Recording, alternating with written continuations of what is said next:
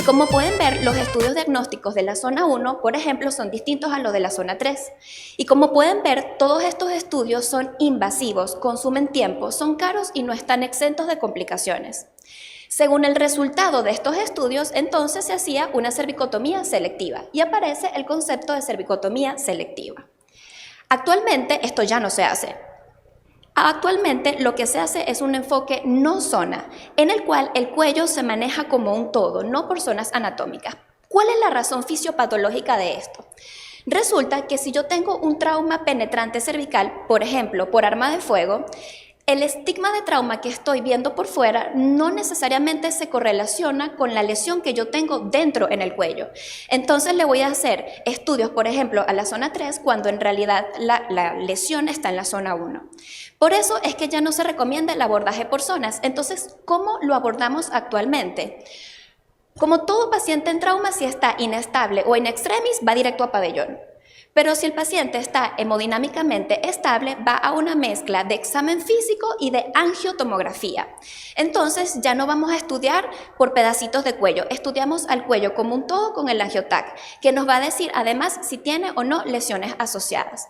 Ahora, si me queda la duda en el angiotac, si por ejemplo tiene lesión esofágica, entonces ahí sí puedo hacer otros estudios invasivos. Esta es la forma ideal de tratamiento y es el gold estándar en la actualidad. El problema es, ¿y si no tengo angiotomografía? ¿Cómo voy a hacer un abordaje no zona? Entonces, ahí sí, en este caso, hay que hacer un abordaje más parecido al abordaje por zonas. Si bien este es el gold estándar, no es absoluto porque sabemos que hay centros de salud donde no se cuenta con angiotomografía, pero es bueno que sepan cuál es el gold estándar. Muy bien, antes no se diagnosticaba el trauma cerebrovascular cerrado. De hecho, la incidencia era muy baja, del 0.5%, pero no era porque no existía. La gente igual se caía de un barranco, igual chocaba, igual tenía un trauma cerebrovascular. Lo que pasa es que no había un estudio diagnóstico ideal para diagnosticar eso. Ahora sí lo tenemos, la angiotomografía helicoidal multicorte. Y así la incidencia aumentó del 0.5% al 3%. Y esto, aunque parece poquito, es muy importante, porque si yo tengo un trauma vascular en el cuello, ¿a quién se me va a afectar? El cerebro. Entonces es importante diagnosticarlo para evitar las secuelas neurológicas. Esto ocurre cuando por un mecanismo cerrado hay un movimiento de hiperrotación o hiperflexión-extensión del cuello y esto me produce una lesión intimal en la arteria carótida o en la arteria vertebral específicamente. Y esto puede evolucionar a estenosis, a pseudoaneurisma y a trombosis. ¿Cuál es el problema con esto? De que esto tiene per se un riesgo de infarto cerebral. Que si yo tengo una lesión en la íntima de la arteria carótida, puedo tener infarto cerebral hasta el 40% de los casos, y si es de la vertebral, hasta el 15% de los casos. Importante que en el trauma vascular cerrado cervical el paciente puede presentarse sin síntomas porque tengo un pequeño flap intimal que va creciendo, va creciendo, va creciendo y la clínica se desarrolla dentro de las primeras 24 horas, inclusive en las 72 horas. Entonces es por eso que es muy importante pesquisar a estos pacientes porque lo que no se diagnostica pues no se trata. Entonces, ¿cuáles son los criterios de pesquisa? Como todo en la medicina hay criterios de pesquisa. Dependiendo del mecanismo de trauma, siendo el choque en vehículo de alta energía el que más sobre todo produce trauma cerebrovascular cerrado. Dependiendo de los traumas asociados o de la clínica del paciente, si hay alguno de estos criterios que les muestro en pantalla, al paciente hay que hacerle una angiotomografía, no de cerebro, de cuello, para ver si tengo algún tipo de lesión vascular. ¿Qué vamos a buscar en el angiotac? Algún tipo de estos grados de lesión. Se clasifica en 5 grados. Y fíjense que esta tabla es muy interesante porque muestra el riesgo de infarto y de muerte según la arteria involucrada. Entonces, dependiendo del tipo de lesión, nosotros podemos darle un manejo que puede ser desde solo observación hasta el manejo quirúrgico. Esto es difícil de tratar y tiene que evaluarse caso a caso, pero en líneas generales las lesiones grado 1 asintomáticas se pudiesen observar. Las lesiones grado 2 o 3 hay que anticoagularlas o hay que antiagregarlas porque recuérdense que yo quiero evitar la trombosis, porque si tengo una trombosis en la arteria carótida, ¿a dónde se va el trombo? Al cerebro, entonces voy a tener infarto cerebral. En las lesiones grado 3 en adelante se pueden tratar de forma endovascular y algunas lesiones, sobre todo las grado 4 y las grado 5, se tratan de forma quirúrgica. No tanto desde el punto de vista vascular, sino desde el punto de vista óseo. Recuerden que esto es un trauma cerrado. Si yo tengo una subluxación de la mandíbula que me está golpeando continuamente la arteria o tengo que hacer una osteotomía descompresiva, aquí es donde se trata de forma quirúrgica estos pacientes. Ahora, la clínica como tal, en un trauma vascular, en líneas generales, pero hablando específicamente del cuello, tiene dos grandes vertientes, o el paciente que se desangra o el paciente que no sangra, o sea que está en isquemia. Y la clínica va a depender del mecanismo fisiopatológico en el que se produzca el trauma, que ahí en pantalla se los dejo. Quiero hacer mención en dos que son muy importantes, que es el vasoespasmo. Todo trauma vascular, aparte de la lesión principal, viene asociado con vasoespasmo y nosotros tenemos que identificarlo y tratarlo. Y como pueden ver, algunas lesiones vasculares cervicales pueden ser asintomáticas, inclusive hasta el 33% de los pacientes. Pero ¿por qué será esto? Y la razón es netamente anatómica. Ustedes se acuerdan cuando estudiaron anatomía los planos de recubrimiento facial. El cuello tiene la fascia cervical superficial, la profunda y específicamente la vaina carotidia, que cuando hay un sangrado, la vaina carotidia puede atrapar este hematoma evitando la exsanguinación del paciente. Y por eso es que algunos pacientes con trauma vascular pueden presentarse asintomáticos. Hay que tener alto índice de sospecha y estudiarlos idealmente con una angiotomografía a estos pacientes. Ahora, los signos clásicos de todo trauma vascular periférico son los signos blandos y los signos duros de lesión vascular, que se los dejo ahí en pantalla. La importancia de estos signos es que los signos blandos me predicen lesión en el 30% de las ocasiones. Por eso todos estos pacientes tienen que ir a estudios diagnósticos. Mientras que los signos duros hablan de que en un 95% de los casos efectivamente va a tener lesión. Por lo tanto, estos pacientes muy probablemente terminen en algún tipo de reparación. Esto se repite para todo trauma vascular periférico, pero el trauma vascular cervical tiene un signo duro que es muy especial, que es el déficit neurológico. Y es que el déficit neurológico tenemos que ir a buscarlo en la clínica cuando nos llega el paciente, porque nos va a definir la conducta. Este déficit neurológico puede ser leve o severo. El déficit neurológico leve es debilidad en las extremidades, ya sea superior o inferior. Y el déficit neurológico severo es afasia, hemiplegia, alteración del estado de conciencia con especial énfasis en el coma. Y tenemos síndromes intermedios o déficit neurológicos intermedios como es el síndrome de Horner y disfunción de algún par craneal. Insisto, esto hay que buscarlo al examen físico de un paciente que nos llegue con un trauma cervical porque esto nos va a definir conducta y ya lo vamos a ver más adelante. Como les dije, el gold estándar, tenemos el ecodoppler, tenemos la angiografía, pero el gold estándar para el estudio diagnóstico de estos pacientes es la angiotomografía. Fíjense que tiene una sensibilidad y una especificidad de hasta el 98% de las oportunidades. Además que permite ver lesiones asociadas, que es el común denominador en el cuello. En el cuello tenemos concentrado el sistema digestivo, la vía aérea, sistema nervioso, vascular. Entonces, lo más frecuente son las lesiones asociadas. Lo que sí tienen que saber es que el valor diagnóstico de la angiotomografía está disminuido en ciertas ocasiones clínicas en las cuales nosotros tenemos que tener sospecha. Por ejemplo, en el trauma por cargas múltiples, es decir, escopeta. Tengo múltiples balines en el cuello que me dan mucho artefacto y podemos no ver una lesión, pero es por el artefacto del escáner. Ahí tenemos que tener cuidado. En los casos de compresión extrínseca, porque si tenemos un hematoma expansivo en el cuello que me está apretando, por ejemplo, la carótida, no voy a ver lesión, pero es porque la carótida está apretada. Entonces, si tengo un hematoma expansivo, ojo. Y ante la presencia de shock hipovolémico, porque ¿qué pasa en el shock hipovolémico? Nos quedamos sin sangre. Y si nos quedamos sin sangre, los vasos sanguíneos se colapsan y no necesariamente vamos a ver una lesión anatómica. Entonces, si hay alguna de estas situaciones clínicas, ojo, porque el valor diagnóstico disminuye.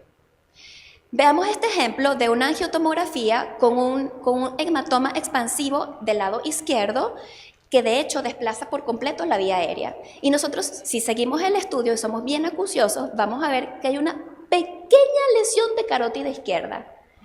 Todo en la imagenología tiene que ser simétrico. Si ustedes se fijan, la carótida derecha es un circulito, pero la izquierda parece un platillo volador. Así de sensible es la angiotomografía. Muy bien, ya lo diagnosticamos, ya vimos la clínica, ya lo sabemos todo. Ahora, ¿qué vamos a hacer en la emergencia? Vamos a aplicar el ABCDE que ya conocemos, que nos enseña el ATLS. Como esta conferencia de trauma vascular, voy a hacer énfasis en C. ¿Cómo vamos a controlar la hemorragia en el cuello? Pues ni modo, no le podemos colocar un torniquete. Entonces lo que vamos a hacer es compresión manual. Por favor, no coloque pinzas a ciegas en el cuello. Uno se desespera, se inestabiliza hemodinámicamente el cirujano y empieza a colocar pinzas para clampear sangrado. Acuérdense que en el cuello pasa el nervio vago, el nervio frénico, el nervio laríngeo recurrente y podemos lesionar más al paciente de como ya venía. Entonces es mejor hacer la compresión manual. El control de sangrado siempre viene de la mano con la reanimación, que la reanimación en estos casos tiene que ser hemostática. ¿Qué quiere decir hemostática? Con sangre, porque el paciente no te sangra cristaloides, el paciente te sangra sangre y hay que ponerle sangre. La reanimación hemostática viene de la mano, son amiguitas con la hipotensión permisiva. Pero ojo, la hipotensión permisiva en el cuello tiene una letra pequeña al contrato, porque aquí estamos hablando del cerebro. Entonces, si yo bajo mucho la presión arterial media, no voy a tener presión de perfusión cerebral y empeora en estos casos. Entonces, la hipotensión permisiva en cuello está contraindicado. Y lo otro que podemos usar para controlar el sangrado, que yo lo amo, lo adoro, lo uso todos los días, es el Foley hemostático. ¿Por qué? Porque la compresión manual en mi hospital, que es un hospital de trauma grande, que siempre tengo pacientes, me inutiliza un operador que siempre tiene que estar ahí comprimiendo. Y si no comprime bien, el paciente se desangra. Entonces yo evito eso colocando el Foley que colocamos en la orina, lo colocamos en la herida, tantos Foleys como sean necesarios, inclusive se puede rafiar la herida para contener los Foleys allí. Y eso lo hemos demostrado que para efectivamente el sangrado. Eso sí, recuérdense que el catéter del Foley está destinado para evacuar orina. Entonces, si nosotros no tapamos el Foley, el paciente se desangra por el Foley. Entonces, recuérdense siempre de ponerle un taponcito o de amarrar el Foley. Inclusive, este Foley que se coloca en la emergencia, el paciente se va a quirófano con el Foley y se le abre el cuello con el Foley in situ. Una vez obtenido el control vascular proximal y distal, entonces ahí es que yo retiro mi Foley y trabajo en el campo operatorio. Ok, ya lo diagnostiqué, ya lo llevé seguro al quirófano. Ahora, ¿qué voy a hacer en quirófano? Vamos a hacerle una cervicotomía. Así como el abordaje en trauma estándar para el abdomen es la incisión sifopúbica, en cuello no vamos a hacer incisión en collar, no vamos a hacer incisión en palo de hockey, vamos a hacer una cervicotomía anterolateral. Ese es el estándar en trauma. Esta cervicotomía tiene que ser amplia, desde la apófisis mastoide hasta la escotadura esternal. Y luego hay que seguir unos pasos, porque si tenemos un trauma vascular cervical, tenemos un sangrado, un hematoma, no se entiende cuál músculo es cuál, es difícil de entender la anatomía. Pero si seguimos los pasos de una cervicotomía arreglada, no nos vamos a perder. Entonces, algo muy importante es saber limpiar al paciente. Parece tonto, pero es importante, porque solamente van y limpian el cuello. Pero si yo necesito extenderme a un abordaje torácico, hacer una toracotomía de reanimación o necesito usar una safena para un injerto, yo tengo que tener estas áreas listas y disponibles para usarlas si es necesario. Entonces, una vez hecha la incisión en piel, les recuerdo, desde la apófisis mastoide hasta la escotadura esternal, siguiendo el borde anterior del esternocleidomastoideo. Ahí estoy en tejido celular subcutáneo, cortamos el platisma, que es el músculo cutáneo del cuello, y cortando el platisma vamos a ver clarito el borde anterior del esternocleidomastoideo. Y aquí la clave del éxito es lateralizar el esternocleidomastoideo hacia afuera y solamente haciendo este gesto me va a aparecer el paquete vasculonervioso cervical. Entonces, si tengo un hematoma grande, lo que tengo que hacer es reconocer el borde anterior del esternocleidomastoideo y todo va a estar bien. Ahora, medial al paquete vasculonervioso vamos a tener la vía aérea y la vía digestiva. Si nosotros queremos explorar la totalidad de la arteria carótida, eso incluye su bifurcación. Pero siempre ocurre esto, tenemos la vena facial que es un afluente de la rama externa de la yugular interna, que me bloquea la visualización de la bifurcación de la carótida. Yo para poder verla tengo que ligar y cortar la vena facial y ahí sí voy a poder ver bien la bifurcación de la arteria carótida. Si yo necesito más exposición hacia distal, hacia el cuello, porque estoy metido en la carótida interna, por ejemplo, el abordaje o la extensión más recomendada es hacer una subluxación de la mandíbula. Incluso se pueden cortar el músculo estiloideo, estilogloso y el digástrico, teniendo cuidado porque debajo de estos músculos vamos a tener dos pares craneales muy importantes, el hipogloso y el glosofaringio. Con este abordaje o esta extensión voy a tener 2 a 3 centímetros más hacia distal para poder trabajar en mi bifurcación de la carótida o en la carótida interna. Ahora, si por el contrario tengo una lesión en la base del cuello y necesito ver las arterias innominadas o la primera porción de las carótidas, entonces tengo que hacer un abordaje torácico o una extensión torácica, que puede ser una extensión supra-infraclavicular o una esternotomía media, que de hecho es más rápida. Ok, ya lo abrimos, ya tenemos el control vascular proximal y distal. Ahora, ¿qué vamos a hacer? ¿Cómo vamos a operar a este paciente? Y lo que vamos a hacer va a depender de si el paciente está estable o no estable hemodinámicamente. Si el paciente está inestable, va a un control de daños. ¿Cuáles son las estrategias de control de daños que tenemos en el cuello? Estas tres.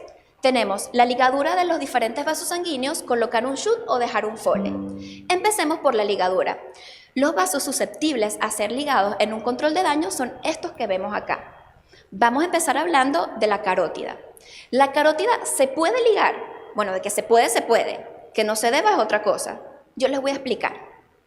Resulta y acontece que la arteria carótida al final va a formar parte del polígono de Willis, que es la red anastomótica vascular del cerebro en la base del cráneo. Y la teoría muy linda nos dice de que si una arteria se me daña, tengo la otra arteria que me perfunde el cerebro. Eso es muy lindo en la teoría, pero en la práctica eso no es así. El polígono de Willis está permeable apenas en el 40 a 50% de los pacientes. Es decir, que si yo tengo un trauma en la carótida, 50% de los pacientes se les va a infartar el cerebro. Aún así, es una opción viable en casos muy seleccionados para el control de daños. Ya vamos a ver cuáles son esos casos. Y lo más importante es que si yo ligo una arteria y rápidamente resuelvo, llamo a un cirujano vascular que esté más experimentado, no me excluye una futura revascularización. Entonces, ¿cómo voy a ligar una carótida? No es simplemente entrar a ligar y ya. Resulta que la ligadura en la arteria carótida común es mucho mejor tolerada que si yo voy a ligar la carótida interna. ¿Por qué?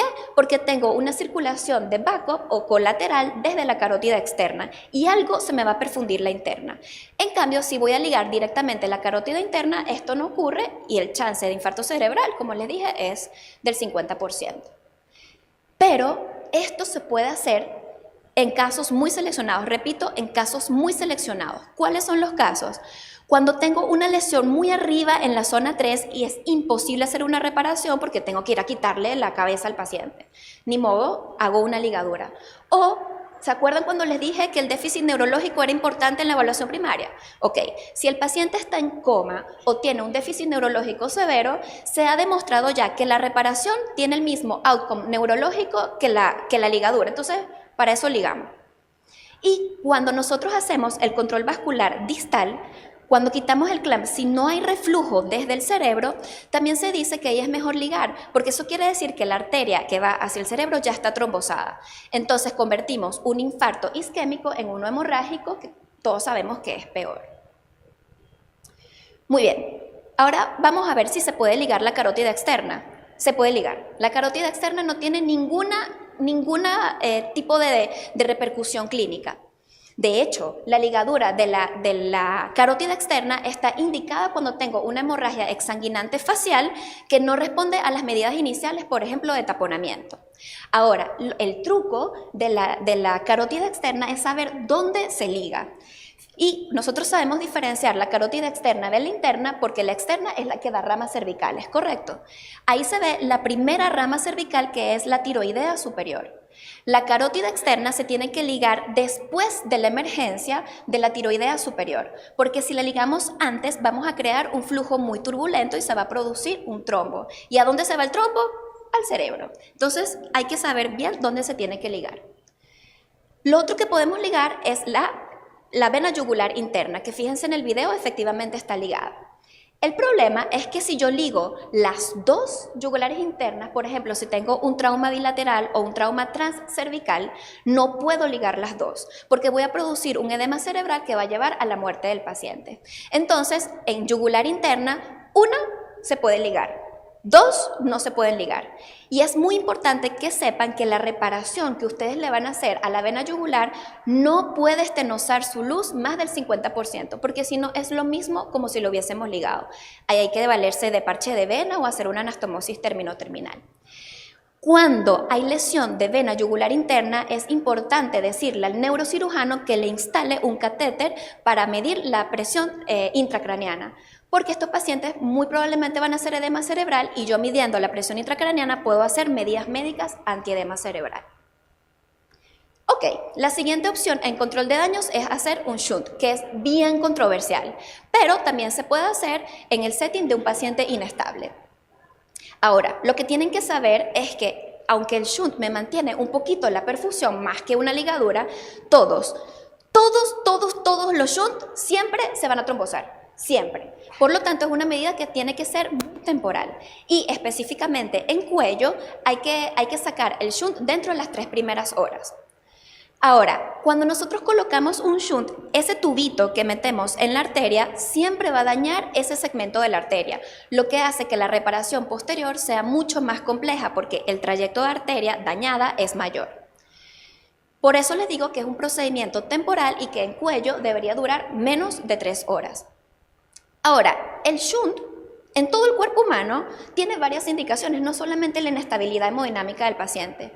Por ejemplo, si yo tengo múltiples traumas asociados, el paciente me está sangrando del corazón, de la carótida, de la femoral, y tengo un solo equipo quirúrgico, bueno, voy, le pongo un shunt, trabajo en el otro, le pongo un shunt, y así para poder abordar varias áreas de forma rápida. Hay que ser muy humilde. Si yo no sé reparar una carótida, deje así. Póngale un shunt y llame a un cirujano vascular que lo sepa ayudar, porque no estamos hablando de amputarle una pierna al paciente, estamos hablando del cerebro. Entonces, si no sabe reparar, mejor déjele un shunt y llame a alguien que lo ayude. Falta de recursos. Si yo necesito una prótesis y no tengo la prótesis, ¿qué voy a hacer? Le pongo el shunt y bueno, llamo al director del hospital para que me consiga una prótesis y poder reparar esta lesión. O si la reparación es muy compleja y se sale de mis manos, también una opción viable es, mientras tanto, colocarle un shunt.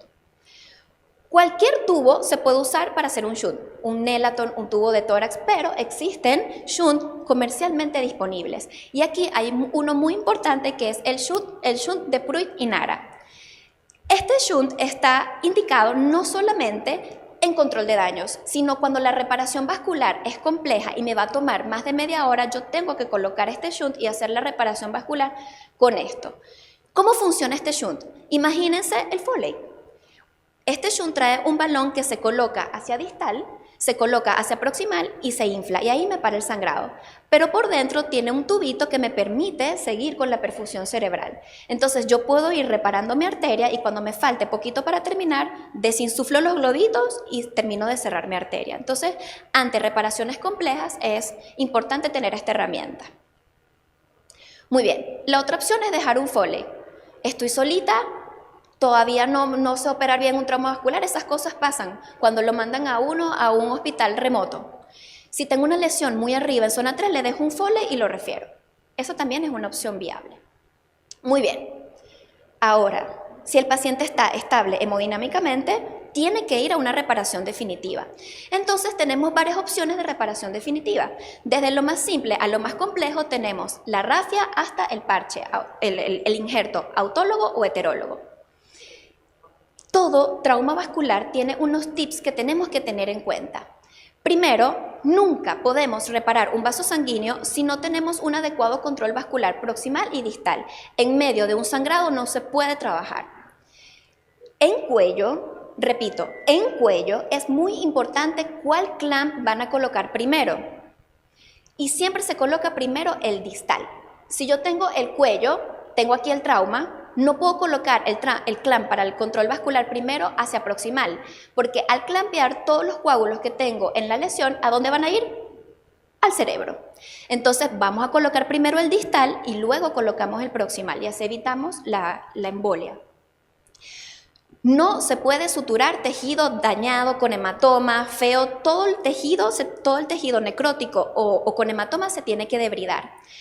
No se puede tocar la íntima. Muy frecuentemente he visto que agarran el vaso sanguíneo con una pinza o con una patita de la pinza por dentro de la íntima y otro por fuera en la adventicia. No, la íntima no se toca. Íntima tocada es íntima dañada. El vaso sanguíneo se toma por la adventicia siempre. En el trauma vascular, cuando voy a pasar una aguja, voy a hacer la rafia, la aguja siempre entra perpendicular porque estos puntos son de espesor total. Y siempre en cuello, la mayoría de las veces van a tener una lesión asociada, como les dije antes. Cuando ustedes hagan una reparación vascular y hay un trauma asociado, hay que siempre interponer un parche o un colgajo muscular, que puede ser del músculo homoyoideo, del músculo esternocleidomastoideo, porque, por ejemplo, si tengo una lesión arterial y venosa asociada y no pongo un músculo intermedio, me puede hacer una fístula arteriovenosa. Lo mismo pasa con la vía aérea, lo mismo pasa con la vía digestiva.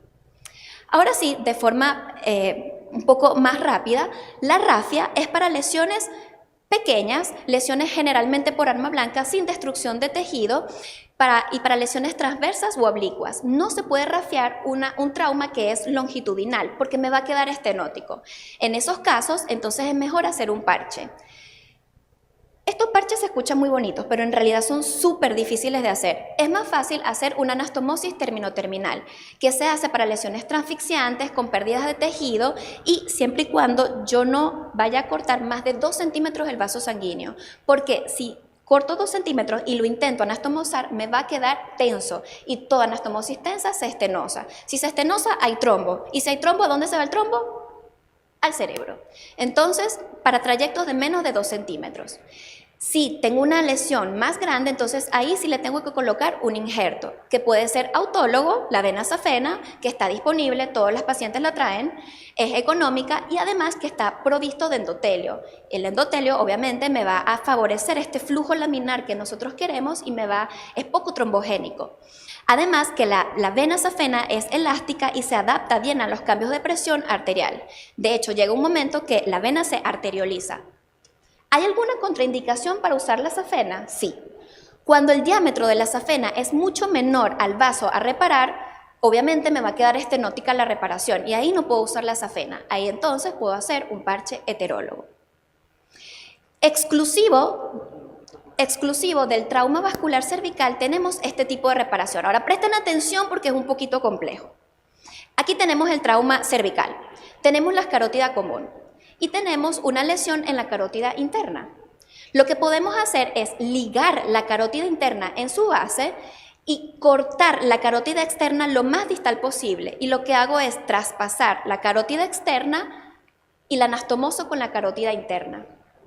¿Sí? Y así tengo una reparación vascular sin usar safena y me ahorro una anastomosis. Muy bien. Muy importante, cuando hago este tipo de reparación, todas las ramas cervicales de la carótida externa tienen que ser ligadas para favorecer el flujo sanguíneo hacia el cerebro.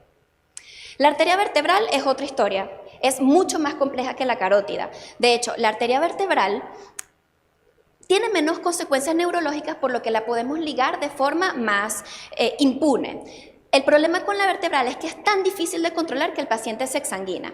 Ella se divide en zonas anatómicas, la zona 1, zona 2, zona 3 y zona 4. La zona 1, 2, 3 y 4, la zona 2, 3 y 4 son muy difíciles de alcanzar quirúrgicamente, porque si se fijan, la zona 1 va por dentro del agujero de las apófisis transversas.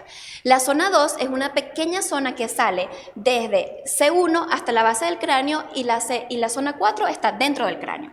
Entonces, la que tenemos para controlar es la zona 1 de la vertebral. Fíjense en este escáner, se ve claramente cómo hay un trauma de la vertebral derecha, está totalmente cortada. El método de reparación ideal para el trauma vertebral es sin duda alguna el endovascular. Irse a meter a una vertebral es muy complicado.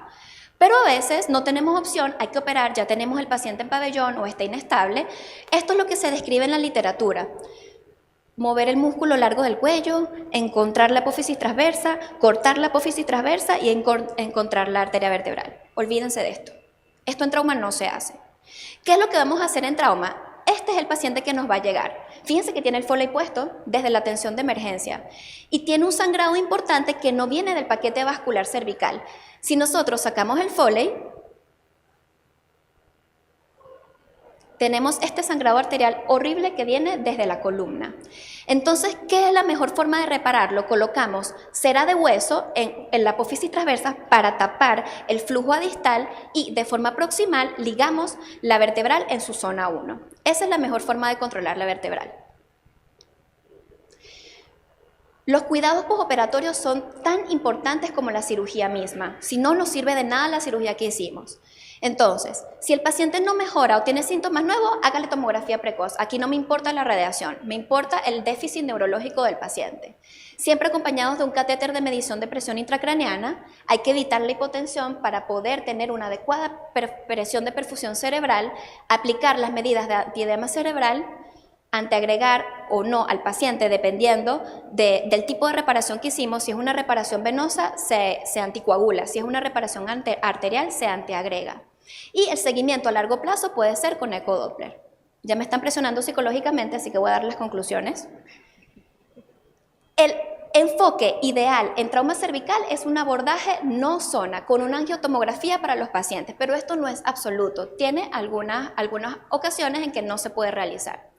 Siempre ante los criterios que les di en pantalla, tienen que diagnosticar o pesquisar el trauma cerebrovascular cerrado.